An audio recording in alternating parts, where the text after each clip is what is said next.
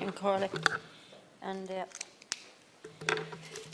might just say a few words before I even begin to read the response from the Minister's office, and to thank all of the deputies, Deputy John Borton, Deputy O'Sullivan, Deputy O'Loughlin,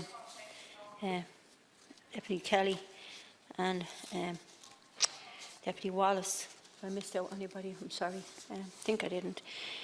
Look, when you listen to stories, and we all know of the cruelty and the unbelievable cruelty that happened in the past in this country, and probably today is still happening in some places, and the loss of those children's lives, and the loss of a parent being able to hold their baby, and our baby being taken away from them.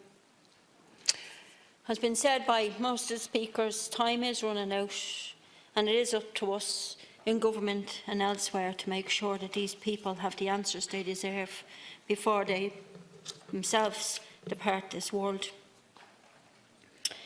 I think listening to Mick's Deputy Wallace's contribution uncovers the story that most of us have seen on our television, sadly, in a few years, in the last year, where you see people being united with not only their parents but even siblings they didn't even know they had. And it's something, I think, in watching programmes like that recalls to me how lucky I was as a child growing up to have the parents I had and known them as I did for so many children. Very sadly, that didn't happen. I just want to assure the deputies who all spoke that I've taken some notes. Hope I can read my bad writing when I'm finished here. And just to thank you for your honesty, your in-depth knowledge of what has happened, and the discovery of the unbelievable records that today we have and don't have. And also regarding the fact that so many children and so many mothers are buried in unmarked graves, I think is a real darkness that hangs over this country and hangs over us all as politicians, but as members of society as well. So I just want to assure all the speakers that I will bring some of the matters that were raised back to Minister Savone when I get a chance to recycle my writing and put it on an email to her. So anyway, thanks again. I'll read the prepared statement, if that's fine. I have 2 minutes. I don't think I'll make it all.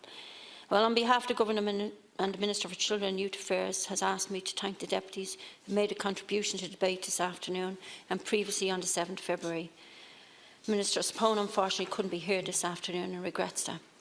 Government understands and shares the frustration and disappointment felt at the extension of this Commission timeframe. The Commission works as a key step in our determination to establish, confront and accept the truth about the dark chapters in our recent history. By reminding committed to the statutory investigations and by allowing an additional year for the Commission to complete its work, we can achieve the necessary holistic understanding of what went wrong in our country. As a country and as a society, we shy away from establishing these deep truths at our peril. The opinions facing government were either to insist on the options facing government were either to insist on a timeline and accept incomplete report next month, or allow important work to be finished. Government believes that the public interest was best served by facilitating the Commission to complete its important work. However, Minister Savone sought and received assurance that the work which is completed in the meantime will be published, and a significant step in that regard will be the publication of the Byrne report in March. It will not only give more background regarding the site at Tuam, but also other sites at the former mother and baby homes. It would be wrong to predict or speculate on what the report will say on a particular site, but it is a significant piece of work, and we continue towards establishing the truth about that period of our history. Minister Savone has committed to bringing the report to government as soon as possible, after which she receives it with a view to publish it at government's approval. The terms of reference of the inquiry were highly ambitious in terms of scope and time frame. Nobody thought it would be easy or quick.